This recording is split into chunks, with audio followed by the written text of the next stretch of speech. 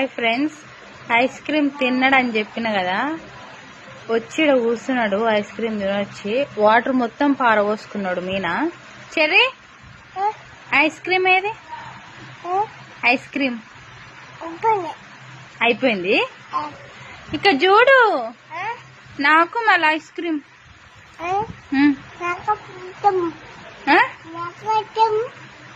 నీకు అప్పులుందా?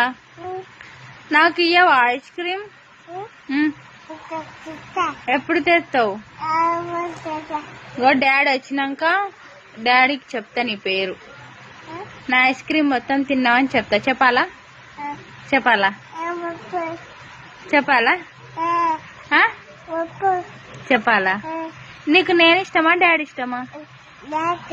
డాడీ ఇష్టమా? ఎందుకు ఐస్ క్రీమ్ తెచ్చినందుక?